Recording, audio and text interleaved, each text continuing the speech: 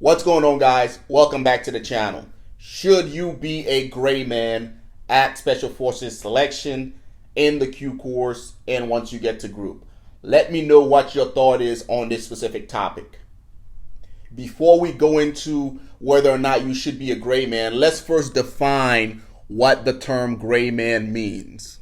The term gray man typically refers to a concept which you can find a lot in survival and also within the security circle. It's a strategy which involves blending into one's environment and avoiding drawing attention to oneself. The idea is to be unremarkable and not stand out in the crowd, helping individuals to stay safe and inconspicuous. That's what the term gray man means. So how does that apply to Special Forces assessment and selection? The notion of staying safe, out of the spotlight, not drawing attention to yourself, is that beneficial at selection?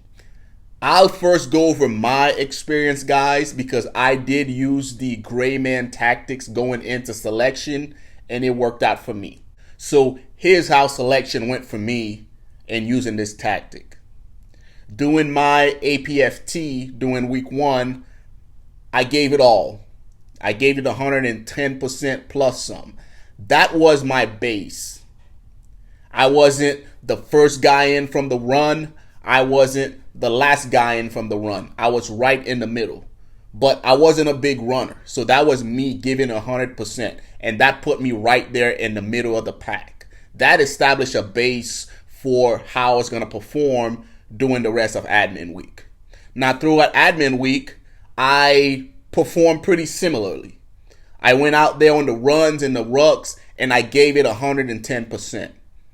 I didn't try to beat the fastest dude. I didn't try to hang out with the last dude. I was right there in the middle. And you want to make sure that's the case, because what you don't want to do is start competing with a dude that's running 10-minute 2 miles and you're burning yourself out before the true selection process even starts. Or worse, you end up hurting yourself trying to beat the next dude when in reality, the only person you're truly competing with at selection is yourself. So again, guys, the first week, I guess you can say I was the gray man. I was right in the middle of the pack. I didn't try to compete with the next dude. I didn't try to compete with the last dude, right? I was right where I wanted to be. That took me into week 2. Week 2, guys, land nav, again, I performed to the best of my abilities. I wasn't hauling ass and trying to compete to be the first guy in, and I wasn't trying to be the last guy in. I just went out there and I executed, keeping my feet safe, keeping my ankles wrapped up, and making sure I was navigating properly. So by definition, guys, I guess you can say I was the gray man, right? I wasn't trying to bring attention to myself by saying, hey, look at me, I finished first. Hey, look at me, I finished last. I was doing what I was supposed to do. I was staying in the middle of the pack. Going into week 3, same thing, guys. I did everything that I was supposed to do as far as leadership, as far as helping my teammates. I wasn't trying to be a spotlight ranger. I wasn't trying to act a different way whenever the instructors were around. I didn't become boisterous to where they can hear me. I just did my job to the best of my abilities, and when my buddies needed help, I helped. So I got through selection using the gray man tactics. I wasn't trying to showboat. I wasn't trying to outdo anybody, because I understood I was there competing against myself. And in doing what I did at the very beginning by giving it all on the APFT, it pretty much set the scale for the selection cadres. They had a base and they can tell when I was giving 100% and when I wasn't. Now, if I was to go out there and haul ass and I was first on the run, maxed out the push-ups, maxed out the sit-ups, and then the rest of my state selection, I was shitty, that would have told them like, hey, this dude was just showboating for the APFT, when in reality, he has nothing left in the tank. So that's how you need to look at it. Now, fast forward through the Q course. Same thing, guys. I went out there and I performed. I didn't do anything to draw attention to myself. I didn't do anything to draw attention away from myself. I was the gray man there too, right? I showed up to class. I executed. I studied. I did my homework. I did everything that I needed to do. I didn't try to showboat. I wasn't Spotlight Ranger. I didn't do any of that, guys. And that got me through the Q course just fine. Now, fast forward once I got to my ODA. Should you be a Grayman on the Special Forces ODA? Now, that is the time where you need to show off. And that is the time where you need to show your guys that you're an asset. What do you mean by that? So as the new guy, you're going to be put in a variety of situations where you got to show your worth. What you don't want to do is show up to group as a brand new 18 whatever and try being the Grayman until everybody forgets about you. For starters, your team won't let that happen. They're going to put you on blast. They're going to throw everything at you to see how you react.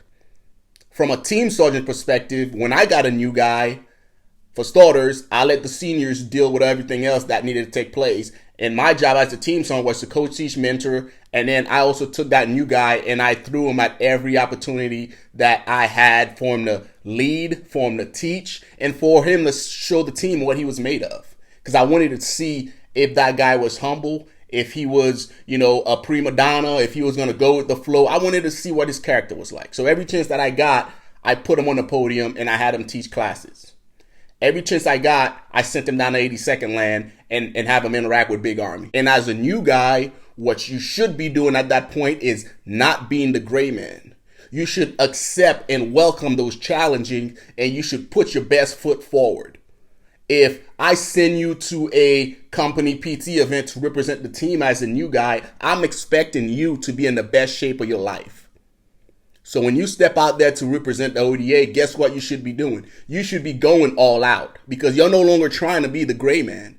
You're trying to represent my ODA and showing everybody that we are the best when it comes to physical fitness. Same thing. If I send you to 82nd Land to go teach a class, you need to put your best foot forward. You need to give it 200%.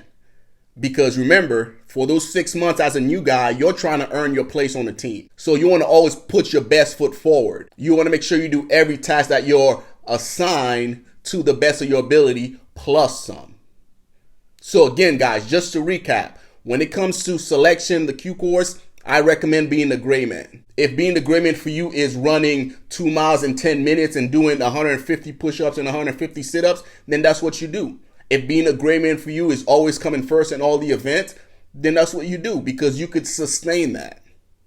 But if that's not your norm, then you don't need to showboat, because cadres are going to see right through it. Same thing with the Q course, guys. Nobody likes a spotlight ranger.